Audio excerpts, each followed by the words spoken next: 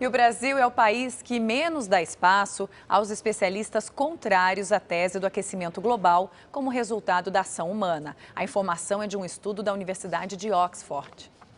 O grupo conhecido como céticos das mudanças climáticas acredita que a influência do homem na atmosfera se resume à escala local e não global. Os profissionais ainda garantem que as mudanças no clima são efeitos da variabilidade natural no planeta e que são mitos muitas das informações noticiadas pela imprensa mundial. Olha, quando eu li essa reportagem na BBC, aparecia o nome de um professor brasileiro.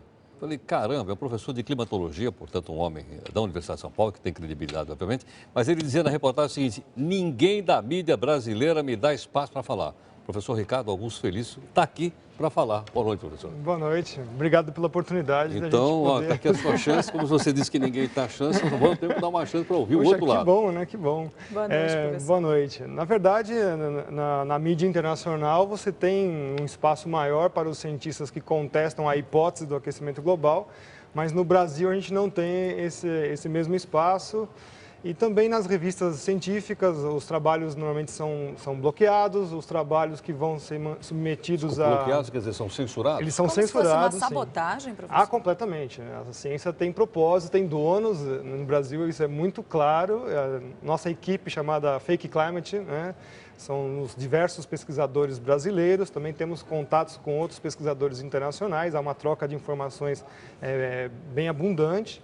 E a gente vê isso acontecendo tanto lá fora quanto aqui no Brasil. Então, tem uma agenda por trás disso para bloquear mesmo o outro lado da coisa. Mas então o que acontece? Tem uma conspiração de cientistas, haja vista que a ONU endossa a tese do aquecimento global? Pois e aí a gente observou já há um tempo atrás o tal do Climate Gate, né, onde foram expostos os e-mails que mostram como se manipula a informação científica com propósito. Agora vai estourar o novo Climate Gate 2, onde também são expostos alguns outros e-mails, mostrando também outros modos de manipular dados, manipular... Quem é que ganha com essa manipulação que o senhor está dizendo?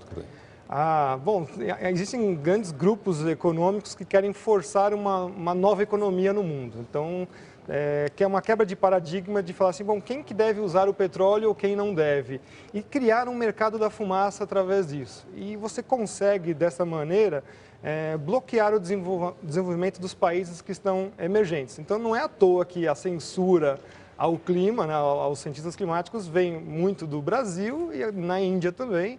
E a China, né, não tem como, ali tem todo um regime diferenciado. Há ou não comprovação científica do aquecimento global? Exatamente. A hipótese do aquecimento global, ela não passa no crivo científico, ou seja, ela não consegue apresentar a evidência científica de que é o homem que causa o aquecimento global ou a mudança climática.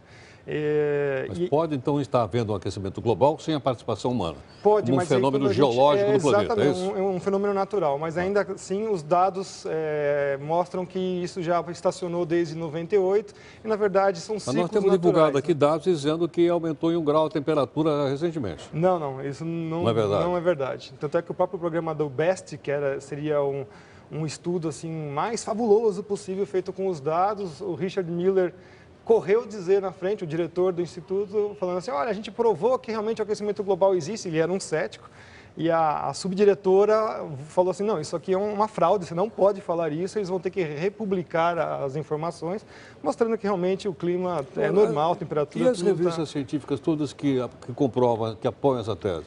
Elas vão perder, vão jogar sua credibilidade no lixo? Não, nenhum. Não tem nada a ver. O CO2 não controla o clima da Terra. A gente está cansado de falar isso e tenta brigar muito para mostrar, olha, quem controla o clima da Terra é a energia solar, são os oceanos, os vulcões.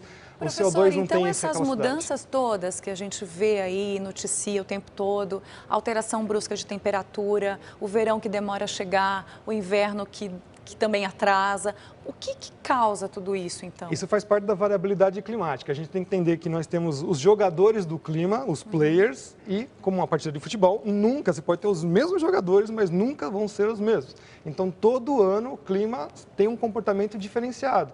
Então, não é porque esse verão está demorando para chegar que o próximo vai ser igual.